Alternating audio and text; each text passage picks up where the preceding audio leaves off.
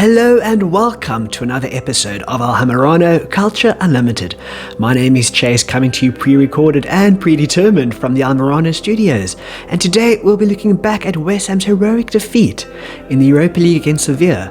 We'll also look at the Hammers' victory over Aston Villa in the Premier League. And lastly, we'll be looking ahead at the second leg against Seville this Thursday.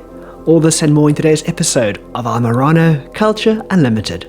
Alright, so let's start with West Ham's defeat in the Europa League against Seville. Yes, we lost, but by no means was West Ham embarrassed or outclassed by the team second in La Liga. West Ham held their own and displayed an incredible account of themselves. Seville won the match 1-0, but on another day, on different circumstances, I think the score could have been 2-2. And this performance reminded me of our match against Liverpool just over a week ago. Yes, we lost that match 1-0 too, but West Ham were by no means bullied. West Ham were by no means outclassed or anything. Yes, the Hammers lost, but we did so fighting, and we lost with pride. And this is what you need to remember. Sevilla have won the Europa League 6 times since 2006. They're second in the Liga, just behind Real Madrid. Now look at Liverpool, second in the Premier League, and they also have unmatched European pedigree at the highest level. So we might have lost to Liverpool and Sevilla, but what I'm seeing is that West Ham can hang. We're going toe-to-toe with Europe's elite. Well, if you're not going to find comfort in that, you're never going to smile. So yes, we lost, but the fact that we can hold our own against the big boys in Europe, I think that's pretty cool. So this now takes us to Sunday's victory for West Ham against Aston Villa at the London Stadium. Unfortunately, we weren't able to watch the match live. We were out for the day. But what we did manage to do was we found an audio radio commentary of the match. We had to stream it. So driving back from Stellenbosch in the car, we managed to listen to the closing 20 minutes of the match. Look, the important thing is West Ham won this match 2-1. But by far the moment of the match, or dare I say the moment of the weekend, was Andrei Yarmolenko coming on after Antonio got injured. Yarmolenko was a substitute and he managed to score a goal. Now, with all this unrest currently in Ukraine, Yarmolenko has been given some time off, and I believe this was his first match back.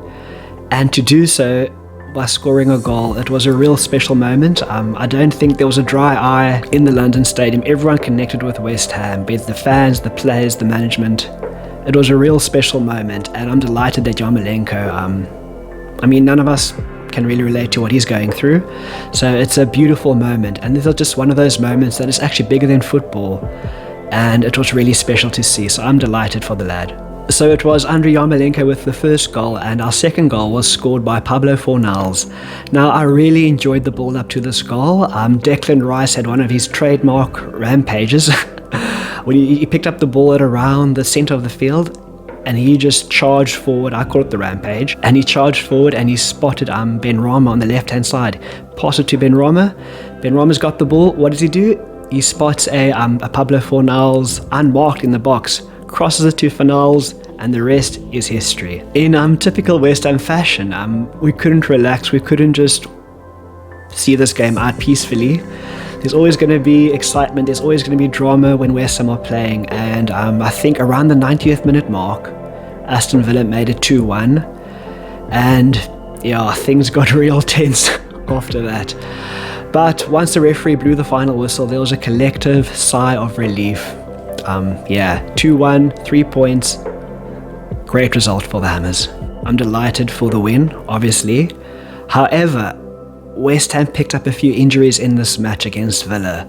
Aaron Cresswell and Michail Antonio both came off, and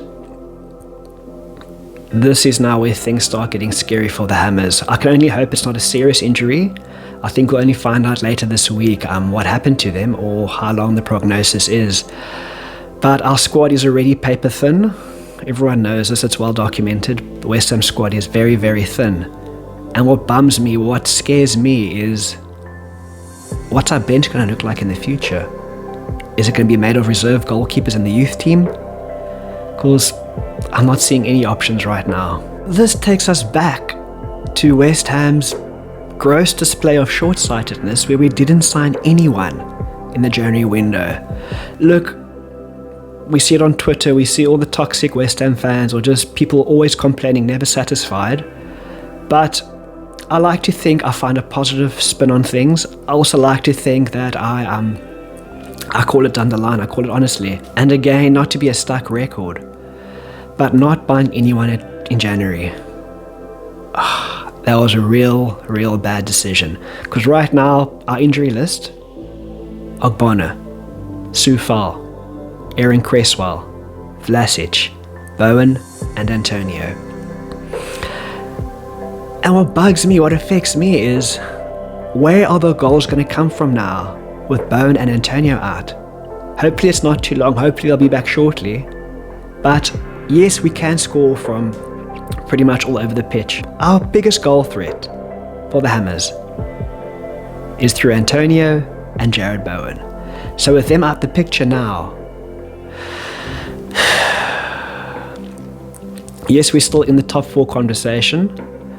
I think Arsenal, on current form, I think are favourites for that 4th place. But right now, with our current injury list, we'll be lucky to make 6th or 7th. Fingers crossed, players should come back. But right now, I'm struggling to see, not be pessimistic. And mathematically, we're still in the top 4 conversation, which is great, which is amazing. But I think 5th, 6th, if we carry on the way we are, we might get that final Europa League spot. I don't necessarily want the Conference League, but Europe is Europe. Just 2 years ago we were fighting relegation, so it's still a huge step up. But given this paper-thin squad, given our injury list, 6th, 7th will be a job well done for the Hammers. Next up for the Hammers, it's a return leg in the Europa League against Seville. So the aggregate score is 1-0 to Seville. It's still anyone's game, but as I said earlier, West Ham have proven they can hang with Europe's elite. So hopefully, fingers crossed, we can turn this one around. However, given the current injury situation at West Ham, a wee bit of doubt has entered my mind. So Hammers need to win by a 2-goal margin. Whether it's 2-0, 3-1, who knows, we might even get 6-4. And it looks like we are desperately out of time. Thank you so much for watching. If you enjoyed the video, please hit the like button, it does help the channel out. And if you haven't yet, why not subscribe to Hammerano Culture Unlimited. My name is Chace, and until next time, come on, you Irons.